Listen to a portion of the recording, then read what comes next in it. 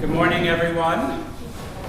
Welcome back to our Sunday Forum series. It is a delight again to have the Reverend Dr. Catherine Grieb with us. One of my professors at BTS and continues at BTS in the area of New Testament. And she's going to continue with our journey through the Gospel according to Mark.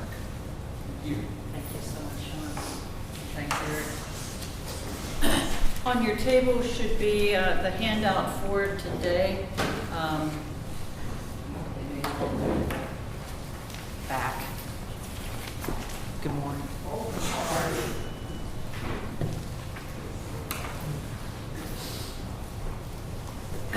Let's begin, as always, with prayer. The Lord be with you. And with thy spirit. Let us pray. Holy and gracious God, we give you thanks for setting apart this time and this group of people for the study of your holy word. We ask that you would send your Holy Spirit to lead and guide us as we wrestle with questions of discipleship, the cost of discipleship, and the question of whether the Bible is an interactive book. We ask all these things in your own holy name, through Jesus Christ our Lord. Amen. This part of my talk on Mark's Gospel focuses on the Mark and middle section, which is often called the Discipleship Catechism. And it focuses on the cost of discipleship. And we're going to get into that in just a minute. But before we do that, at the end of last week's whirlwind presentation, is there anybody here who was not here last week who would like the handout? Yeah. Quite a few. Good. Okay. Let me then take it. Thank you. I will gladly accept that. Let's take just a few minutes then to bring you on board.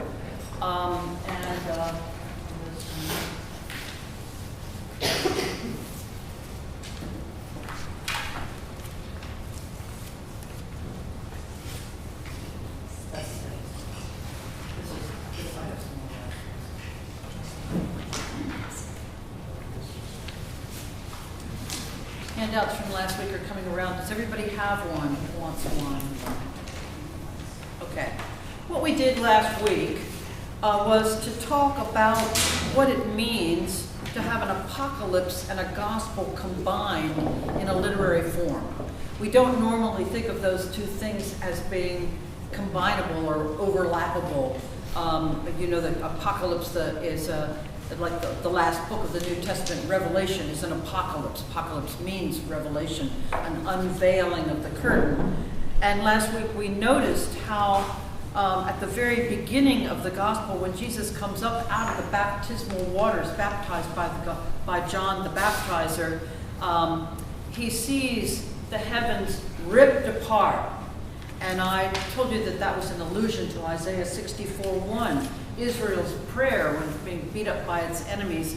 "O Lord, that you would come and tear apart the heavens and come down and rescue us from the people who are harassing us, our enemies who are Israel was constantly being harassed by external enemies, being small and powerless except for the power of God. And I mentioned that at the very end of Mark's Gospel, which we'll look at next week, the curtain of the temple is ripped apart. Those are the only two times in Mark's Gospel that word schizomenos, from which we get schizophrenic, is used. And surely they are meant to be connected. And we talked a little bit about that veil of the temple in Jerusalem.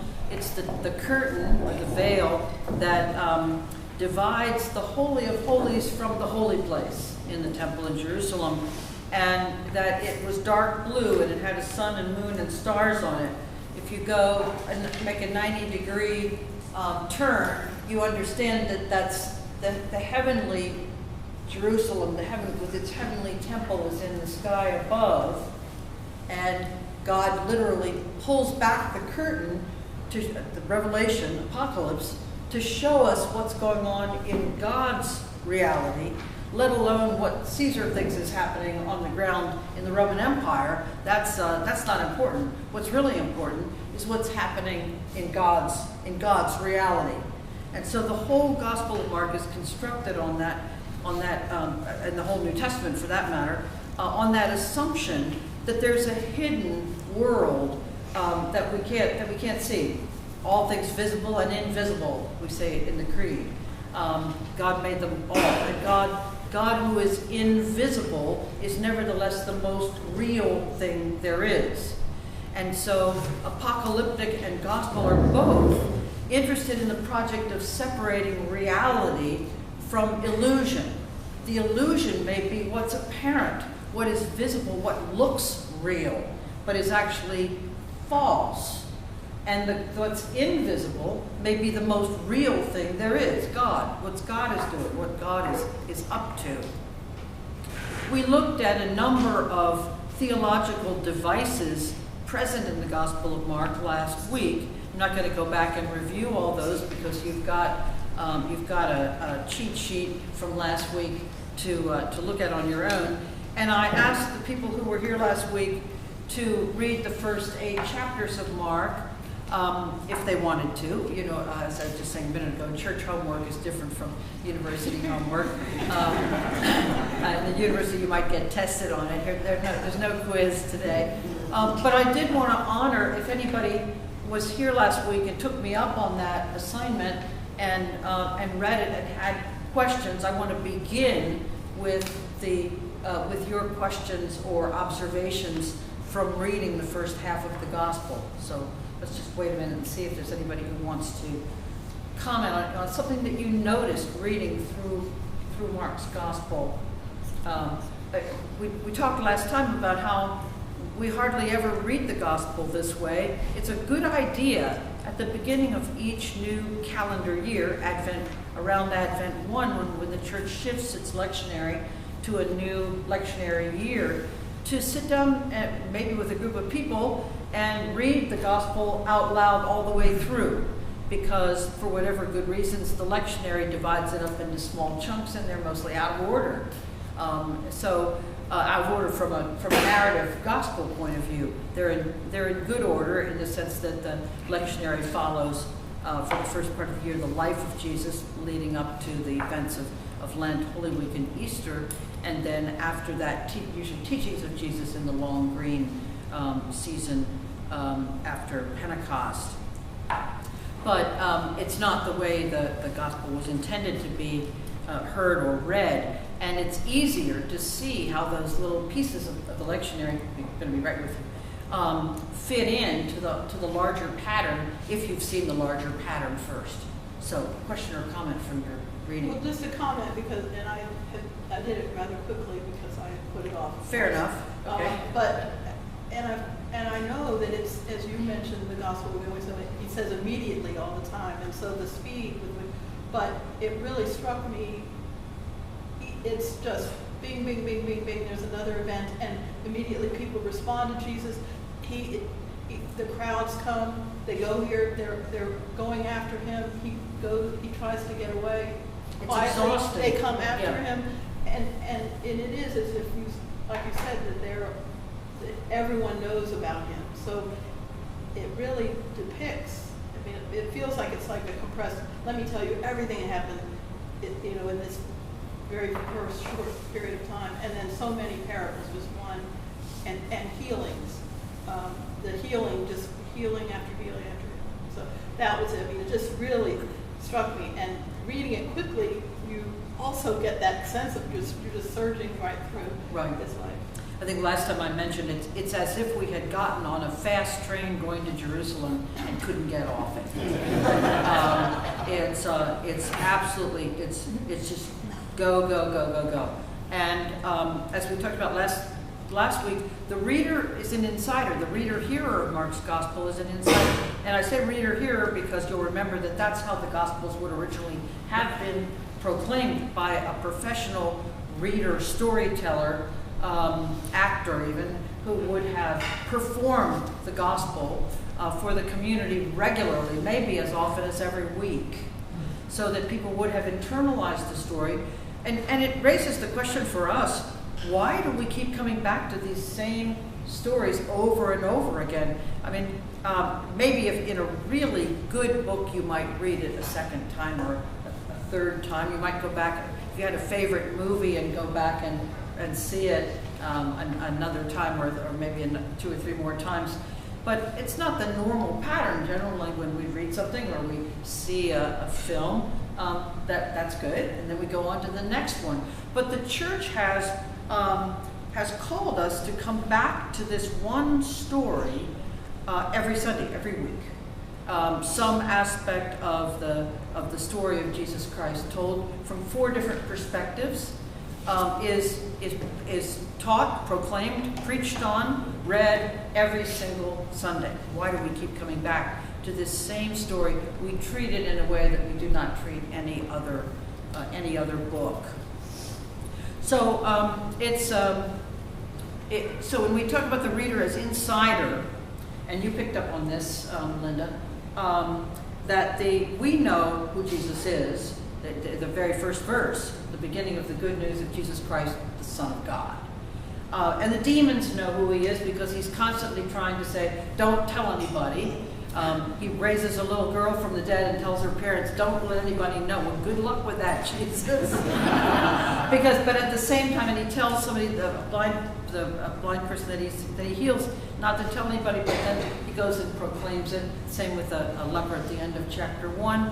So there's this dynamic of trying to go about his mission, his teaching, and preparing the disciples on their way to Jerusalem, where he knows he's going to die, and where we'll get into that in this Mark and middle section, preparing the disciples to follow a crucified and risen, but crucified Messiah, because that's not usually what disciples do. That's not usually what they sign up for. Disciples sign up to be with a teacher who is wise, and they hope that they may become wise like the teacher, but they're not really thinking that this is a call to their death in some way, as this story seems to suggest. As I said, we talked about all these literary patterns that increase the intensity of Mark's gospel. It's nothing if not intense. It's powerful driving force as we move relentlessly from Galilee, where all these healings and exorcisms and early teachings and parables happen with great speed until we get to Jerusalem. The section that we're going to look at today, this Mark and middle section, that is the Discipleship Catechism, is in the middle of the Gospel. So we have the Galilee section from the very beginning of Mark to about early in chapter 8. And then we have the section we're going to look at today, the Mark and middle section, the Discipleship Catechism, and that goes from 8:22 to 10:52. We're going to look at that in some detail. And then the next thing that happens is the entry into Jerusalem. So the Mark and the Discipleship Catechism, and we'll look at its structure in just a minute, and then I'll propose a way of reading it, takes us to one of the places where the Passion narrative might begin. That's 11:1. Scholars are divided as to whether to start the Passion narrative at 11:1, Jesus' entry into Jerusalem, or at 14:1, right before the Passover meal. And both of them make sense, so there's no wrong answer there. But that's where we're going then. Next week we're going to end up in Jerusalem, and we'll look with some care at Mark's Passion narrative and at the very strange ending. The ending is just as strange at the beginning. So let me tell you right now, your homework, if you want to do it for next week, is to read the second half of Mark's Gospel, and do be sure to stop at 16:8. 16:8, that's where the Gospel stops. And we'll talk about the other endings that people have wanted to add in the early years to help Mark out. But he doesn't really need any help, and I'll see if I can sell you on why the ending, the very abrupt ending at 16:8, is exactly the right ending for Mark's Gospel. But we'll do that next week. Now our task is to look, unless there are other questions or comments about what you read in Mark's Gospel. gone, okay? We'll now turn our attention to the Mark and middle section. You have a handout that's called The Never-Ending Story, Mark's Discipleship Catechism. Who's got kids and knows about the never-ending story? Or who has been a kid and knows about the never-ending story? Okay, a minority of you. So I'm going to give you a Reader's Digest crash course on this book by Michael Ende.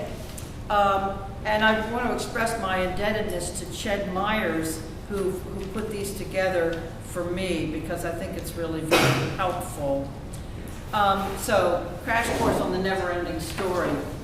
Bastian is a young man, about 10, not quite a teenager. Bastian is lonely, awkward, a young kid, 10 years old. He's short, he's fat, he's pimply, and he doesn't have any friends. He's sort of isolated and doesn't know how to fit into the world.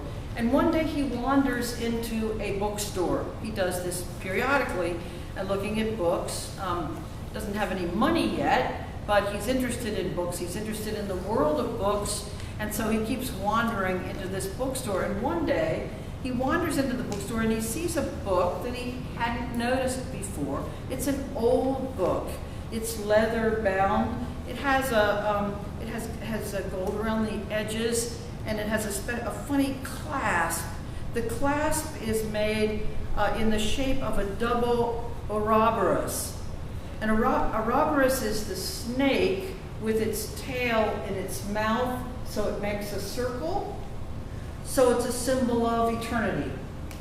And if you have a double Ouroboros, it's the symbol of infinity, or the eternity to the max, infinity, okay? So this is the clasp of the book, and Bastian he's really intrigued. He really wants to open it and see what's in the book, but he can't really do it. He doesn't have any money to buy it, so the book seems to be attracting him. He takes the book, shoves it under his jacket, and he runs out of the bookstore. He steals the book. And then we see the owner of the bookstore smile. Obviously, he's delighted that Bastian has finally gotten this book. Bastian takes the book, runs out of the store and to his own sort of hiding place, which is an empty room at the top floor of his school, and he opens the book and begins to read. And what he reads is the story of a world governed by a princess, a world which is gradually being destroyed, devoured really, by the Nothing, great big monster called the Nothing. And every day it eats a little bit more of this world that is in danger of disappearing. Bastian gets it, he reads about the princess, and he reads about a young prince in the story who's the same age as he is, 10 years old. And he discovers as he reads it that this is not like any other book he's ever read, because it's interactive. At one point, the young prince is walking along, and there's a dragon coming up behind him about to do him in, and Bastian says, "Look out!" And the prince turns around, sees the dragon, and kills him. And Bastian goes, "What kind of a book is this?"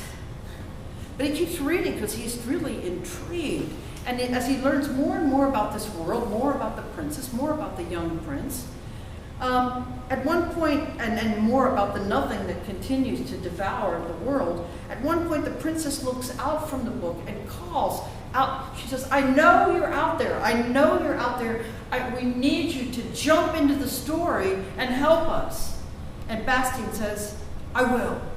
And he jumps into the story, and it's a long adventure where he becomes the prince in the book. I think he marries the prince. I can't remember, but at any rate, he saves this world from being eaten by the Nothing. And Ched Myers says we ought to read this discipleship catechism in Mark 8, 9, and 10 with the never-ending story in our minds, and I think he's right. So let me see if I can sell you on that. You have, in the first part of the handout, an outline, a roadmap for walking the way of the cross and seeing the cost of discipleship. And then we're going to just briefly review the outline, and then I'm going to walk you through, as much as we can in the time we have, the three parts of this Markan middle section. They are structured between two stories of blind men being healed. They serve as boundary markers for this Markan middle section. Is the blind man, and I'm going to read you the story because this is unlike any miracle story in the New Testament. It's if you turn, you can follow along, or you can just listen. I'm at 8:22. I've squared it for you. They come to Bethsaida. Some people brought a blind man to him and begged him to touch him. He took the blind man by the hand and led him out of the village. And when he had put saliva on his eyes and laid his hands on him, he asked him, "Can you see anything?" And the man looked up and said, "I can see people walking, but they look like trees walking." So, no, it didn't really work. Then Jesus laid his hands on his eyes again, and he looked intensely, and his sight was restored, and he saw everything clearly. I'm reading that just exactly as it is, because in the Greek as well as in the English, it's not clear who the second he is. Who looked intently? Did Jesus look intently at the man? Jesus healed harder? Or did the man look intently at Jesus and was more open to being healed than he had been the first time? Unclear, probably deliberately ambiguous. The Greek, as I say, the Greek is just as unclear in the Greek as it is in English. Anyway, the second time, his sight was restored. He saw everything clearly. Then Jesus, sent him away to his home, saying, "Don't even go into the village." Now, you've read enough healing stories and heard enough healing stories to know that this is not what usually happens. The format of a healing story, it's not unlike an aspirin commercial on DC. "Oh, I have this terrible headache. Can't possibly go to the picnic today. Oh, Mary, you should try what I have. Try this headache killer, so whatever name, headache be gone. Well, I don't know if it'll work." "Yeah, no, try it, Mary." So she tries it, and you see her visions change, and then she says, "See, you're having fun at the picnic today, Mary." "Yes, my headache's gone ever since I took Headache Be Gone." That's the format for a commercial. It's also the structure of all the miracle stories. So people bring somebody who has a demon, or is blind, or is deaf and dumb, can't speak, to Jesus, and Jesus touches him or says a word. Sometimes it's a long distance healing, sometimes it's right there, but immediately, we're in Mark's stuff, immediately there's a reaction. The person is healed. And people go, "Wow, we never saw anything like this," except for this story. This is the only story like this in the New Testament. As I say, where there's it doesn't work the first time. It sort of works, sort of halfway works, and then the second time it works. Now, you might say this is a historical account. Jesus was just having a bad healing day. Some people have bad hair days, and Jesus was having a bad healing day. But I think that's very unlikely. I think this is actually a literary device. I think it's about the blindness of the disciples. And the reason that, and I'm not alone in this, is at this point a fairly standard reading of the Markan Discipleship Catechism, because at the other end of the Discipleship Catechism, now I need you to go to the last page, we have the second blind man story. Jesus and the disciples come to Jericho, and as they're leaving Jericho, Timaeus, which means son of Timaeus, and we're told that, a blind beggar, is sitting by the road, by the way.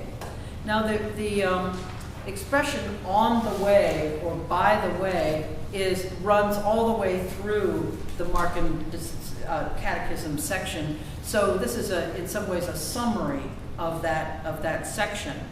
He's sitting on the road by the way, and it says by the roadside, but it's the same word, on the way, by the way. When he heard that it was Jesus of Nazareth, he began to shout and say, "Jesus, Son of David, have mercy on me." Some of you will know that as the Jesus prayer. Many sternly ordered him to be quiet, but he cried out even more loudly, "Son of David, have mercy on me." Jesus stopped still and said, "Call him here." And the crowd that had been telling him to be quiet all of a sudden changed their tune and said, "Take heart, he's calling you." And this man who's blind, can't see, he throws off his protective cloak, and all he has is a voice. He heads in the general direction of the voice. He heard Jesus' voice and comes to Jesus. Jesus says, "What do you want me to do for you?" And the blind man says, "My teacher, let me see again." Jesus says, "Your faith has made you well." Last line, immediately he regained his sight and followed him on the way. That's what disciples do. They follow Jesus on the way. And the way is Jerusalem. The next verse, we're entering Jerusalem. So this mark and middle section is framed by these two stories. And what's in the middle are three passion predictions, 3 times when Jesus says with increasing clarity that he's going to go to Jerusalem and be handed over to Gentiles and be tortured and killed, and on the 3rd day rise again. And 3 times when the disciples do something that showed that they did not understand what he was saying and acted in some way that was completely inappropriate to that information. And then Jesus has to teach them again about the cost of discipleship and walking the way of the cross. That's why I said that first healing of the blind man story is really about the healing of the blindness of the disciples. It's a forecast, a sort of curtain raiser that tells us to watch for the disciples' blindness being gradually healed in these 3 chapters. So let's take a look at those 3 passion predictions, and I'll show you what I mean. Jesus, right after the first 2-part blind man healing, so we're back at 8:27, Jesus and his disciples go to Caesarea Philippi, a place that is littered with statues of Greco-Roman deities. And so people are thinking about religion when they're in Caesarea Philippi and the many options for religious commitment. And Jesus asks his disciples, "Who are people saying that I am? What's the word about me on the street?" And they say, some say John the Baptist, others say Elijah, still others say you're one of the ancient prophets. He asks them, and the Greek is emphatic here, "But who do you say that I am?" And Peter says, you are the Messiah." And Jesus sternly ordered them not to tell anyone about him. Then he began to teach them that the Son of Man must undergo great suffering and be rejected by the elders, the chief priests, and the scribes, and be killed, and after 3 days rise again. He said all of this quite openly. And Peter took him aside and began to rebuke him. But turning and seeing his disciples, he rebuked Peter and said, "Get behind me, Satan. You are setting your mind not on divine things, but on human things. You're not thinking the way God thinks. You're thinking the way people think." So right after Peter's confession, "You are the Christ," we get Peter's confusion. Because as soon as Jesus predicts where he's going to Jerusalem, this is going to happen to me, Peter says, "Oh no, don't do that. That's a really bad idea. God forbid." And Jesus has to be quite stern with Peter, who speaks for all the disciples, saying, "Get behind me. You're working for the wrong side here. You're working for Satan. You're working for the opposite of God. You're working for the way human beings think." After that, Jesus calls the whole crowd with his disciples and says, "If any want to become my followers, let them deny themselves, take up their cross, and follow me." It's directed particularly at Peter, but all the disciples. "Those who want to save their life will lose it. Those who lose their life for my sake and for the sake of the gospel will save it. What will it profit them to gain the whole world if they lose their life? What could you give in return for your life? Those who are ashamed of me and of my words in this adulterous and sinful generation, of them the Son of Man will be ashamed when he comes in glory with his Father and the holy angels."